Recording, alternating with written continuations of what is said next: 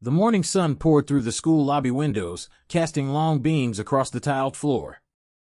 At the top of a tall ladder stood an elderly janitor, wiping the glass with quiet focus. His movements were slow but steady, like a man who had done this 1,000 times and still took pride in every streak removed. He hummed softly to himself, an old gospel tune he remembered from his childhood, barely audible over the school chatter. That piece shattered in an instant. A loud voice cut through the hallway. "Get out of the way, old man." A teenage boy, backpack slung low, ego slung higher, shouldered past the ladder, rocking it violently. The old man gasped, trying to steady himself. His squeegee slipped from his hand, slapping against the tile below. A bucket of soapy water tipped, spilling across the floor in a shimmering wave. And then came the laughter. A few students standing nearby chuckled. One pulled out his phone and hit record. Another whispered, "Damn, he almost fell." No one helped. No one said a word. The janitor slowly climbed down, joints stiff with age and wear.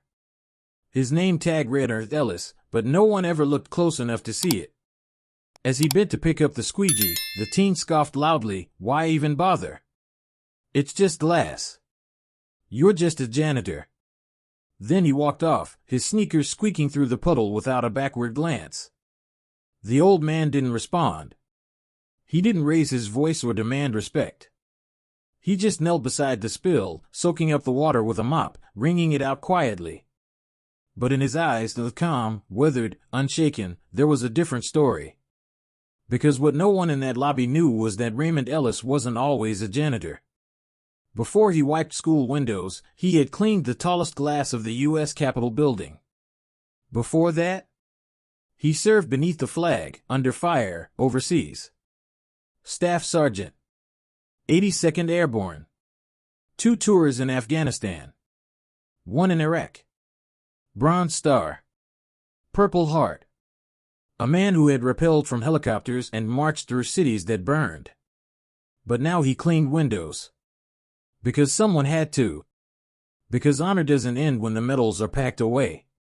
Because dignity isn't something you shout, it's something you live, quietly, every day. The next morning dawned colder than usual, with fog creeping along the school's front lawn. Students entered sleepily, shuffling past the front windows, unaware that today would be different. At exactly 8 a.m., a black government SUV rolled up to the curb. Out stepped a tall, stern man in full dress uniform, his chest a display of ribbons and medals, his expression carved from stone. He paused, eyes scanning the school facade, then walked inside with silent authority. The principal met him at the door, flustered and adjusting his tie. "Colonel, Colonel Tate, right?" The man nodded. "Colonel Marcus Tate. Department of Veterans Affairs. I'm here for Raymond Ellis." Word traveled fast. Students gathered in the halls as the PA system called everyone to the atrium. Whispers flew. Phones buzzed. And at the far end of the room, quietly climbing another ladder, was Raymond Ellis, back at work, polishing the window he never got to finish. Colonel Tate stepped forward. "Ladies and gentlemen," he said, his voice echoing through the hall, "I've come today not for a speech, but for a salute." He turned to face the old man on the ladder. "That man right there, Staff Sergeant Raymond Ellis, served under my command. In Kandahar, 2008, our convoy was ambushed. Explosives. Gunfire. Chaos. And in the middle of it all, Ellis dragged 5 wounded men to safety, while bleeding himself. He took shrapnel to the chest, refused evacuation, and held the line until backup arrived. We gave him medals. But he never cared about those. He cared about the men." The entire room froze. Even the students who had laughed yesterday now stared in silence. And one of them, the one, felt the air sucked from his lungs. Raymond looked down from the ladder, confused. "I'm just here to clean the glass," he said softly. Colonel Tate stepped forward and raised his hand in salute. "Sir," he said with reverence, "America sees through that glass a little clearer because of men like you." And this time, someone clapped. Then another. And another. Until the entire school lobby filled with the sound of thunderous, rising applause for a man who never asked to be noticed, but finally was. By Thursday, the boy couldn't shake it. The moment replayed in his head like a broken tape. The squeegee falling. The way everyone laughed. The look in the colonel's eyes when he saluted. And the weight of the silence that followed when he realized what he had done. So that morning, before the bell, he showed up early. Raymond was already there, unfolding the ladder with care, setting his bucket by the window like always. The boy approached slowly. No swagger this time. Just humility. "Mr. Ellis," he said, voice trembling. Raymond looked over, pausing mid-step. I owe you more than an apology," the boy began. "I didn't know. I didn't see you. And that's not an excuse. I'm sorry. Truly." Raymond looked at him for a long moment, then nodded once, steady and calm.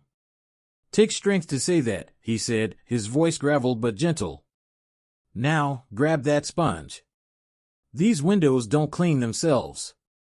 The boy blinked, stunned, then cracked a tiny smile. "Yes, sir." For the next hour, they worked side by side. Raymond taught him the rhythm, the right pressure, the right angles. Not just how to clean, but how to care. And as the glass cleared, so did something else, understanding.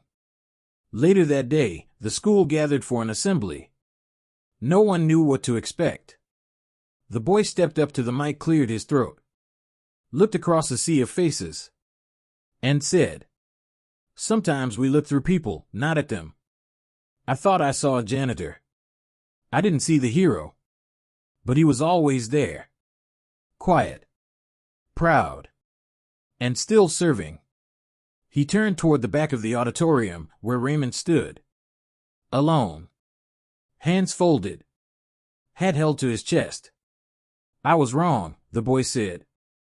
"But I'm here now. And from now on, I'll see people. Truly see them." The audience stood. One by one. No one told them to. They just did. And this time, the old soldier didn't just receive a salute. He received something rarer, recognition and respect. Before you go, tell us in the comments where you're watching from. If this story moved you, drop a red heart in the comments. Hit that like button, and don't forget to subscribe to the channel for more powerful stories like this. Because real strength isn't loud.